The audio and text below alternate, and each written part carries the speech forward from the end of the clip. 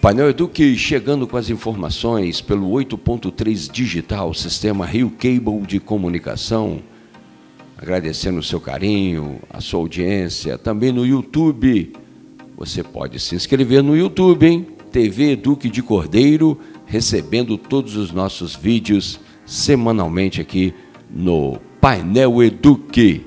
Chegando as informações da semana para você em primeira mão.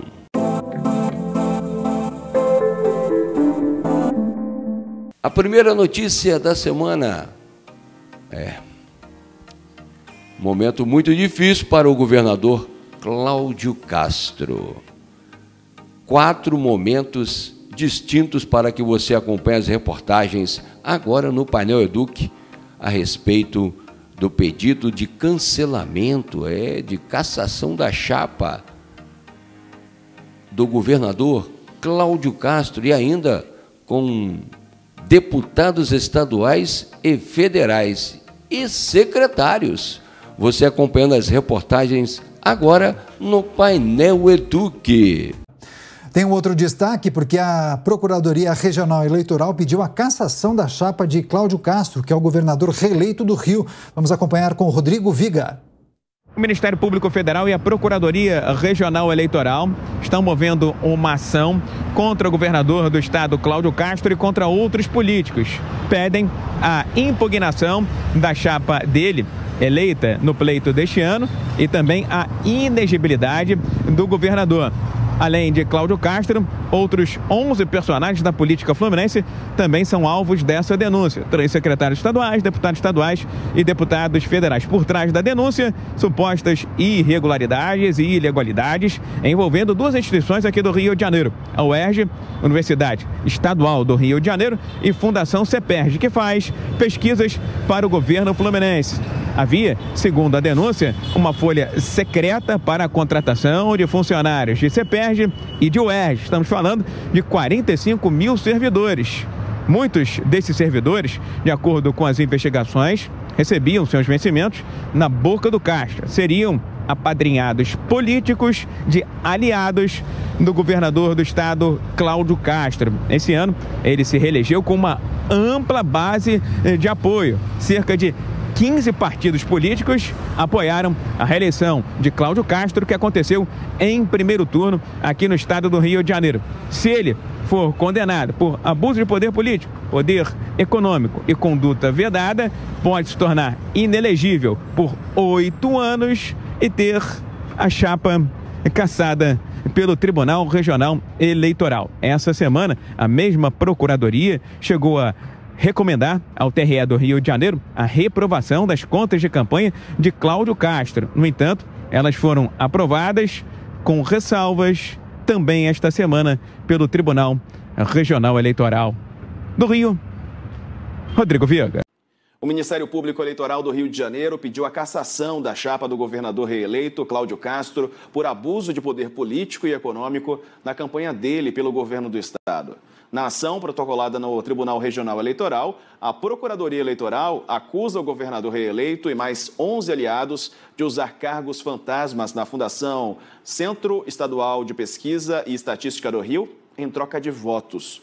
As investigações apontam que 27 mil cargos fantasmas foram criados para alocar apadrinhados e alinhados de Castros, aliados dele, além de 18 mil nomes na Universidade Estadual do Rio de Janeiro. A lista denunciada inclui aí nomes do vice-prefeito, aliás, o vice-governador eleito, Tiago Pampolha, também do deputado eleito, o atual secretário estadual de governo, Rodrigo Bacelar, e outras 9 pessoas, entre elas 6 secretários ou ex-secretários de Cláudio Castro. A gente vai conversar aqui sobre mais um assunto importante. A Procuradoria Regional Eleitoral do Rio de Janeiro pediu a cassação do governador reeleito, Cláudio Castro, além da inelegibilidade dele por 8 anos e multa. O político e mais 11 pessoas são acusadas de desviar recursos no estado durante a campanha eleitoral. Então, vamos aqui, eu vou me aproximar do telão para poder conversar com a Rafaela Cascardo, que é quem vai explicar, então, esse assunto para a gente. Bom dia, Rafaela. Oi, Elisa. Bom dia para você, bom dia a todos. Olha, o Ministério Público Federal apontou, então, irregularidades, abusos de poder político e econômico na campanha de Cláudio Castro, na folha de pagamento de duas instituições aqui do Rio de Janeiro, a UERJ, a Universidade Estadual do Rio de Janeiro, e também a CEPERJ, que é a Fundação Estadual de Estatísticas, Pesquisas e Formação de Servidores Públicos do Estado do Rio. A CEPERJ tem 27 mil funcionários, Elisa, só que 7.400 desses 27 mil foram contratados no mês de julho, já durante ali a campanha eleitoral, período eleitoral, o que é vedado pela legislação. Então, o Ministério Público Federal entendeu que essas contratações teriam sido feitas sem concurso e em desrespeito às normas de transparência. Esses temporários eram pagos, em sua maioria, na boca do caixa, sem registro, sem divulgação na folha de pagamento. Então, para a Procuradoria Regional Eleitoral, esses funcionários temporários eram, na verdade, apoiadores, obrigados ali a fazer campanha para Cláudio Castro, do PL, e o vice-governador eleito, Thiago Pampolha, do União Brasil, além também de outros políticos envolvidos, segundo o MPF. Esses funcionários atuavam como cabos eleitorais disfarçados de funcionários temporários, foi assim que o MPF colocou nessa denúncia feita, o que denota, segundo o Ministério, gravidade suficiente para comprometer a legitimidade e a lisura no processo eleitoral. Então, a nossa equipe procurou a chapa de Cláudio Castro, a equipe de Cláudio Castro, que se pronunciou, disse que a coligação Rio Unido e Mais Forte vai apresentar os esclarecimentos necessários à Justiça Eleitoral em tempo oportuno para comprovar a conduta idônea da chapa eleita. Então, Elisa, o MPF pede a cassação da chapa de Cláudio Castro, inegibilidade por 8 anos dos envolvidos, além de multa, não só de Cláudio Castro e Thiago Pampolha, mas também de outros 10 políticos que foram eleitos deputados estaduais e federais agora nas eleições de outubro. E aí o caso vai ser investigado pela Corregedoria do Tribunal Regional Eleitoral aqui do Rio de Janeiro. Elisa. Obrigada, Rafaela Cascardo, por trazer tantos detalhes e informações a respeito desse caso. É um momento difícil, muito difícil para o governador Cláudio Castro, muito difícil.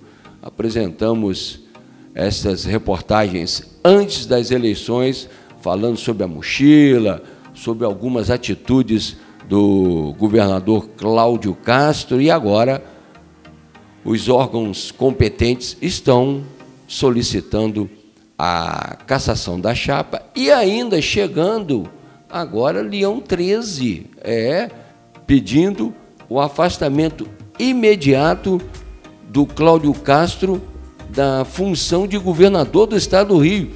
Leão 13 é o foco agora na reportagem para você. A Procuradoria-Geral da República solicitou a abertura de um inquérito para investigar o governador do Rio de Janeiro, Cláudio Castro, por suspeitas de desvios de contratos de uma fundação. Quem vai contar todos os detalhes para a gente é o Rodrigo Viga.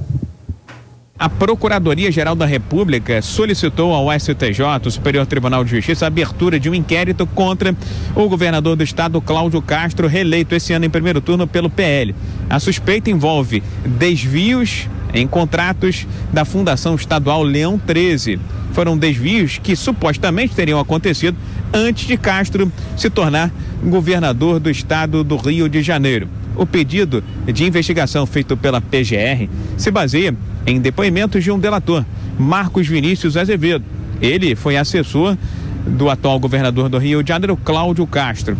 Em depoimento, teria revelado supostos pagamentos de propina a Cláudio Castro quando o atual governador ocupou outros cargos, de vereador municipal e de vice-governador fluminense. O delator chegou a dizer que, como vice-governador, Castro poderia ter recebido R$100 mil em espécie de uma empresa que tinha contrato com a Fundação Estadual Leão 13. O governador Cláudio Castro nega categoricamente irregularidades e que tenha recebido propina. Em nota, O Palácio Guanabara disse que o governador Cláudio Castro lamenta que fatos do passado antigos sejam requentados e reitera que confia na justiça para que a situação seja devidamente esclarecida o mais rápido possível. Diz ainda a nota: o delator foi interpelado criminalmente por calúnia e difamação, já que as afirmações não condizem com a realidade. No comunicado, o Palácio Guanabara acrescenta que a defesa do governador já entrou com um pedido de nulidade da delação de Marcos Vinícius por irregularidades na denúncia.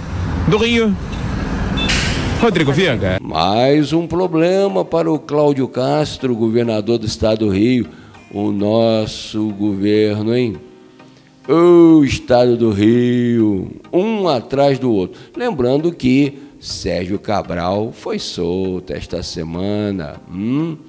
Os ministros do Supremo da segunda turma liberaram por 3-2 a prisão domiciliar do ex-governador Sérgio Cabral. Está liberado para ficar em casa. Tranquilo. 3-2. Facchini e o Nunes Marques, o indicado por Bolsonaro, votaram contra.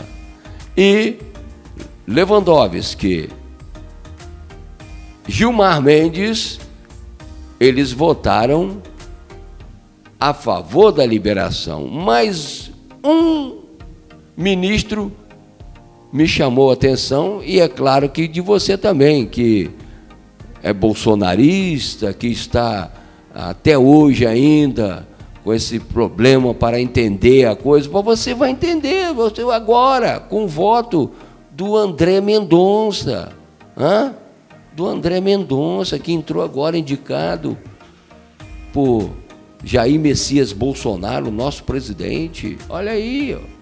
Quem liberou foi André Mendonça, não foi Gilmar Mendes. Quem liberou Sérgio Cabral foi André Mendonça. Se o André Mendonça mantém o voto contrário à liberação do Sérgio Cabral, estaria preso, porque o voto do Lewandowski e do Gilmar Mendes não contaria. Seria 3-2. Então quem liberou não foi Gilmar Mendes. Quem liberou foi André Mendonça, o ministro André Mendonça. Essa é a dura realidade da vida. Vai fazer o quê, né? Que vai liberar? Não, liberou. Então pode tudo. Mais de 1 bilhão de desvio. Foram 20 bilhões no total. Nós vamos colocar aí 1 bilhão para Sérgio Cabral. Difícil, muito difícil, tá certo? Você acompanhando tudo em primeira mão aqui no Painel Edu, porque o presidente da Câmara de Cantagalo, Ciro Fernandes, falou que vai gastar 500 mil para defender o território de Cantagalo, a questão da divisa com Macuco. Eu vou colocar o trechinho na tela para você não esquecer. Você de Macuco, você não pode esquecer dessas palavras do presidente da Câmara de Cantagalo, Ciro Fernandes. Você não pode esquecer. Preste bem atenção. Cantagalo já perdeu muito.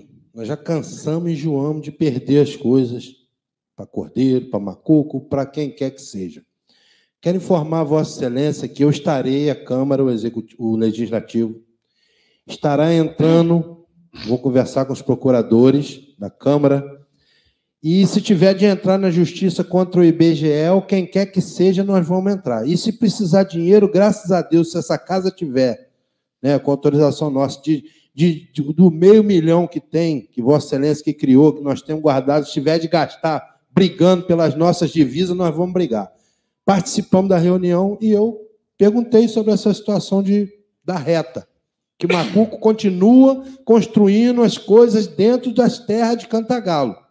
Então, se você tem um terreno e seu vizinho tem um terreno, você vai construir casa no terreno do seu vizinho, você está querendo perder suas casas. Então, eu, preocupado com isso, eu perguntei lá ao cara do IBGE sobre a situação, ele falou, não.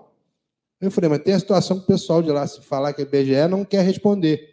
pessoal da reta, porque realmente usam as coisas Macuco, saúde, enfim. Aí, conversando com ele, depois ele explicou que mesmo as pessoas não dizendo, tem as casas que são marcadas e são contadas.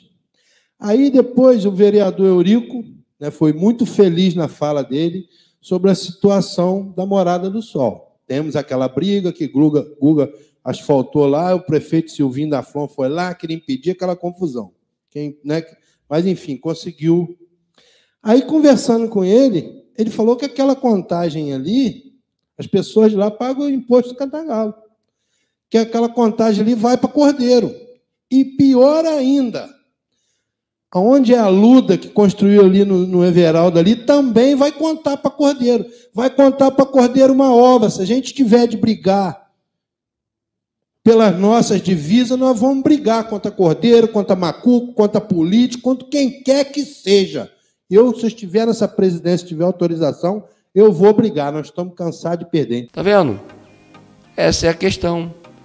Esta é a questão. E eu não entreguei o documento que nós temos aqui porque não há confiabilidade em nenhum político no nosso país. Não há confiabilidade. Então, nós armazenamos o que nós temos sobre a divisa de Macuco para, no momento certo, no momento oportuno, nós vamos divulgar todos os conteúdos dentro desta documentação para você que nos acompanha aqui no Painel Eduque. Macuco. Macuco também em destaque. Olha, os assuntos. A Prefeitura de Macuco ainda não restabeleceu o contato telefônico com o cidadão. Está printado na tela aí, ó. Está ainda no portal. 2554-9100. Você não consegue falar com a Prefeitura de Macuco. Há meses. Desde a gestão de Michele Bianchini, com o Bruno Barreto funcionava. Agora depois, ó, foi embora. Entendeu? Então você faça uma avaliação também, você de Macuco. Essa situação é muito complicada. Porque também não encontramos a divulgação dos valores arrecadados na Expo Macuco. Até agora nada. Quem recebeu os valores da Expo Macuco? Não teve, ninguém pagou nada, foi tudo de graça. Então que divulgue, que fale, que se pronuncie para que a população de Macuco tenha o conhecimento dessa situação. A questão do hospital, não tem previsão para a reabertura do hospital de Macuco. Sem previsão, não tem a menor chance. Né? E a questão que agora está em foco em Macuco. Muitos servidores que estão na Prefeitura de Macuco não receberão aquele cartão de alegria, o cartão de Natal. Estivemos com o futuro presidente da Câmara de Macuco, Marcelo Mansur, e ouvimos a mensagem da servidora da Prefeitura de Macuco, falando a respeito da não entrega este ano do cartão, aquele cartão maravilhoso que faz toda a diferença no final do ano. Este ano, a prefeita Michele Bianchini não entregará esse benefício aos trabalhadores da Prefeitura de Macuco. Não. Tá? Diante desta situação, vem o questionamento. Por que a Prefeitura gastou em setembro 1.750.000 com a Expo Macuco e não separou uma parte deste recurso para agraciar os trabalhadores da Prefeitura? 1.000 funcionários a R$300 dá 300 mil. Não é isso? 1.000 funcionários a R$300 dá 300 mil. Ela gastou 1.750.000. Só o show da pisadinha lá, daquele negócio, 330 mil em 1h30. Então pode até, assim, de uma forma mais sensata, ela poderia entregar um cartão até de R$500, que seria 500 mil para 1.000 Eu acredito que Macuco não tenha 1.000 não, né? Mas vamos lá, tá? 1.750.000 em setembro, né? 2 showzinhos lá, né? Só de shows foram quase 900 mil reais, só de shows. Então você de Macuco, infelizmente, que trabalha na prefeitura ou tem algum vínculo lá, estará sem seu cartão da alegria oferecido todo o tempo. O Bruno Boareta ofereceu ano passado. Você se lembra a cesta básica ano passado, que a esposa do Bruno também foi lá, entregava? Você se lembra? Hã? E esse ano? Por que não entregar o cartão? Certo? Então, cabe à prefeitura as devidas explicações. E estamos acompanhando tudo em parceria com a Câmara dos Vereadores de Macuco, na futura gestão, a partir de 1º de janeiro, do Marcelo Mansur e de todos os amigos que estão realmente realizando um trabalho muito bom em Macuco. Estamos atentos e vamos pedir um esclarecimento à prefeitura. Pode colocar na rede social aí que nós conseguimos publicar, se for da melhor forma possível, a prefeito ou quem de direito for, o direito de resposta está dado aqui pela TV Eduque. O Painel Eduque agradece o seu carinho, a sua atenção, um Feliz Natal, um bom Ano Novo, porque esse ano foi um ano realmente muito difícil e está sendo ainda até esse finalzinho do ano, né? E esperamos que você tenha muita saúde, muita paz e que consiga atingir as suas metas em 2023, porque, olha, eu vou falar uma coisa, Cantagalo, com a gestão Guga de Paulo, o caos no transporte público, a questão do Aldair Vieira, do cantagalense que faleceu na portaria do hospital, teve o Covidão lá, a questão do relatório do vereador Sérgio Campanati, que demonstra claramente que houve desvio de finalidade com a verba colocada pelo Covidão lá, na época da pandemia, e o assunto que difícil da gente entender que o Supremo mantém ainda a divisa no Rio Macuco, enquanto a divisa é no Rio Negro. Nós não entendemos isso e estamos prontos para que em 2023 tenhamos todas as possibilidades de reverter e provocar a melhoria nos serviços públicos das cidades do entorno aqui da nossa programação. Quero agradecer o seu carinho, a sua atenção. Estaremos juntos numa próxima programação. Um forte abraço.